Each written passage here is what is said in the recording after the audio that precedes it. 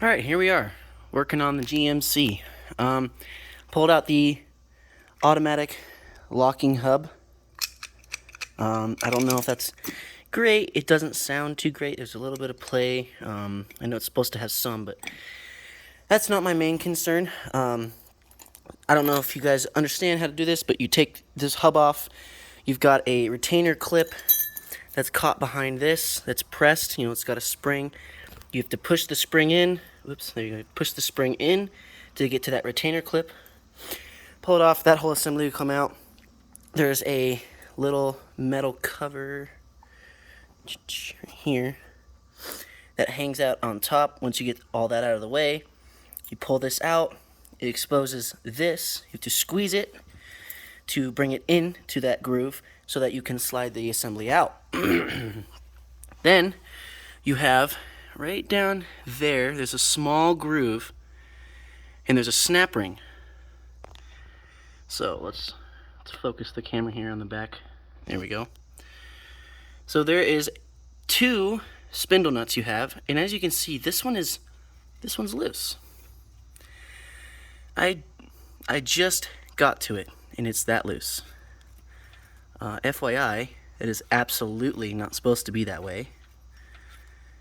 It's actually terrible, and that explains why my whole hub moves in and out. So I'm gonna pull this guy out here. I might need to grab, one moment, camera. All right. So that's how that looks.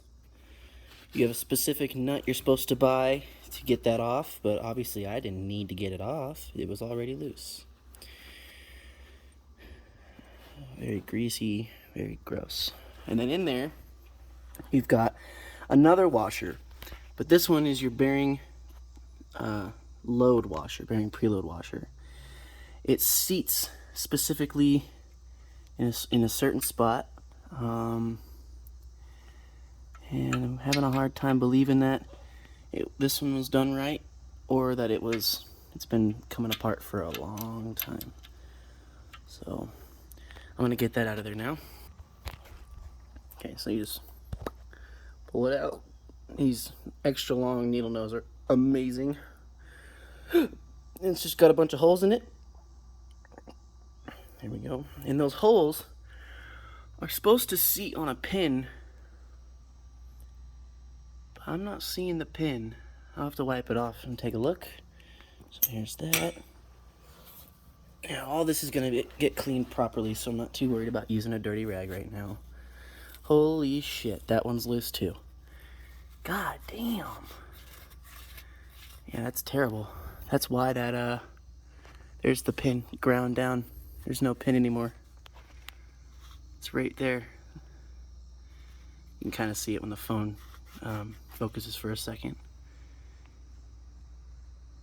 Get a little farther back. Come on, camera. There you go. You can kind of see the pin. So let's get this off.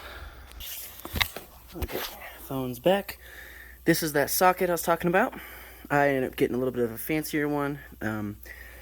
Most of them don't have this outside ring here, so it's just these pegs. But if you ever done this before, you know that it's really hard to get that straight on there with just the pegs. So get it lined up. Let's turn this guy around the other way. There we go. And that's just because it got a little bound up. It's still loose. I just think there was a little bit of dirt in the grease. So I'll check all the threads and everything when this comes off. I have access to fix all that. I have a machine shop, so when you do this, be aware of how everything looks, how everything's coming off. So it's almost done. I'll just get this off and I'll keep recording here in a second. Oh, I think that's it, busted loose all the way. That shouldn't have been that loose. If yours are that loose, then you absolutely needed to fix this. So, get out of there. Needle nose again, damn. Alright, wipe my fingers off, because It's really good to not track grease all over your parts, especially when you're doing such a dirty, greasy job like this. Getting into your wheel bearings, always going to be messy. There should be a washer in here. Yep, oh, everything just came apart. Perfect. Come on, little washer guy. Cut off of there. There's a washer. You can kind of see right there. It's holding back the bearing. So what I'm going to do is I'm going to stop recording so I have both my hands. I'm going to do this little thing, try to pull both of those out. And then I'll show you a trick that I learned from a YouTuber. His account is Vortex Garage. He does this exact thing on an 85 truck. That's pretty much how I know what the hell I'm doing. So thanks to him. Okay, we got it out. What I did was I grabbed the whole rotor and I just kind of tugged back so it came off of the threaded section right back there. So it popped out and I was able to get the needle nose around there. So it's got the washer and it's got the bearing. The washer's like greased on there. Cannot seem to get it off. But that's okay.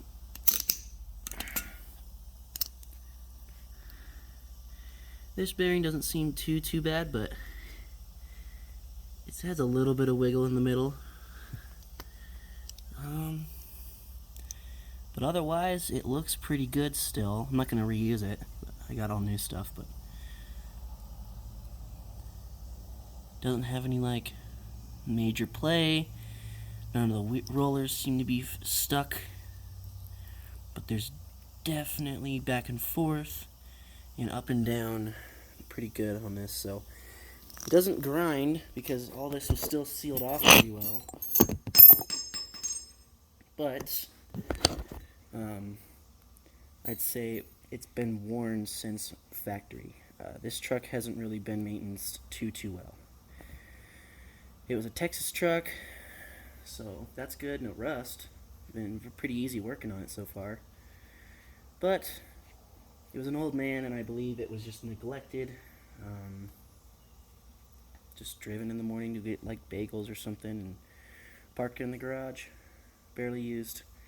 So why would you think to, oh wow, yeah. Same brand, Timken, that's cool. Alright, so I got Timkens as well. Just looking at this stuff here. This was a USA. Got part numbers on it if you guys want to take screenshots of that. LM501349. USA, and then what is this one here? SW, I believe that top little one is, or SH. Yeah, there you go. And it's Timken. So it looks pretty good, but it's probably not as good as it should be. Especially that back one. That back one had from what I can see, it doesn't even look like it exists. Might have grenaded back there. Holy shit. So we're gonna figure this all out. After you get this one off, the trick that Vortex showed me was the same thing. You grab this guy because you have a seal on the back, and before you pull this all the way off, you're gonna take your castle nut, or not castle nut, spindle nut, and get it back in there, and you're gonna thread it on all the way to not damage anything, and you're gonna use the rotor as like a slide hammer so you can try to beat off that seal and not have to worry about cutting it or getting a seal puller, because seals are known to not handle this kind of stuff very well.